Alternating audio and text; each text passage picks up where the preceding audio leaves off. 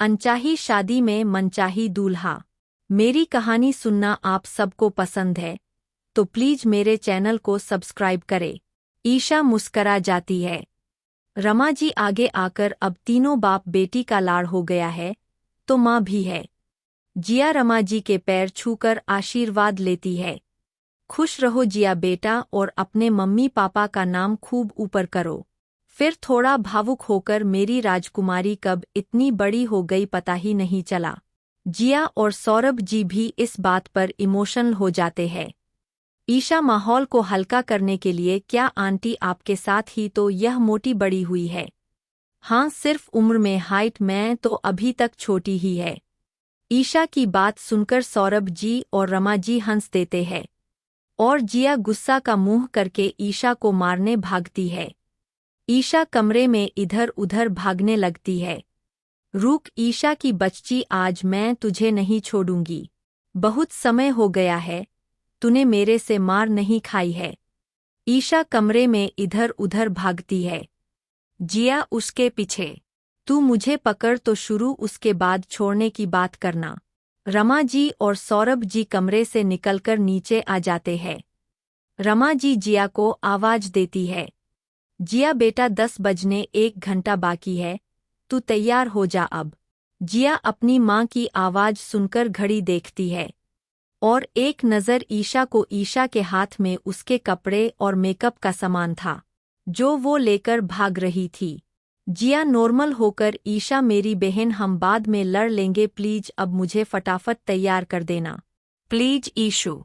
ईशा अपने दोनों हाथ बांधकर मुंह को थोड़ा ऊपर करके सोचते हुए, ठीक है आज की लड़ाई हम यही समाप्त करते हैं। पर क्या? जिया की तरफ देखती हुई। पर यह कि तू नहाकर तो आजा, फिर तुझे तैयार करूंगी ना मैं। आज मैं तुझे अपने हाथों से तैयार करूंगी। जिया भागकर ईशा के गले लग जाती है।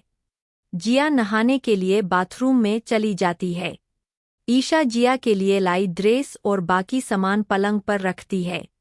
रमा जी ईशा को बुलाती है। ईशा अपना फ़ोन और बाकी सामान वही रखकर रमा जी के कमरे में चली आती है। रमा जी के कमरे के बाहर खड़ी होकर, क्या हुआ आंटी, आपने बुलाया मुझे? रमा जी दरवाजे की तरफ मुंह करके, ईशा बेटा तू यह पल्लू सही कर दोगी क्या मेरा? ईशा अंदर आकर, आंटी यह भी कोई पूछने की बात है, लाइए। ईशा रमा जी के पल्लू को सही करने लगती है। रमा जी ने ग्रीन कलर की कॉटन साड़ी पहनी हुई थी। रमा जी का पल्लू ईशा बहुत अच्छे से लगा लेती है और फिर ड्रेसिंग टेबल के पास कुर्सी पर बैठाकर उनका हल्का मेकअप भी कर देती है। रमा जी मेकअप बहुत कम करती है, उन्हें सिंपल रहना ही पसंद था। ईशा उनके चेहरे पर हल्का मेकअप भी करती है जिसे और भी अच्छा लग रहा होता है और फिर लिपस्टिक लगा देती है। रमा जी ईशा से ही अपने लिए ज्वेलरी पसंद करवाती है। रमा जी और सौरभ जी ईशा को जिया जैसा ही मानते आ रहे हैं। सगे से ज्यादा आलोक जी और सौरभ जी रहे हैं। रमा को ईशा तैयार कर रही होती है। जिया को बाथरूम में फ़ोन की रिंग सुनाई देती है। वो बाथरूम से चिल्लाती है, ईशु तेरा फ़ोन बज रहा है, उसे उठाना। पर कोई जवाब नहीं मिलता है और फ़ोन की रिंग बजती रहती है। ईशा को रमा जी के कमरे में कुछ सुनाई नहीं देता है। जिया बाथरूम का दरवाज़ा थोड़ा खोलकर, ईशु पर कोई कमरे में दिखाई नहीं देता है, ना ही किसी की आवाज़ सुनाई देती है।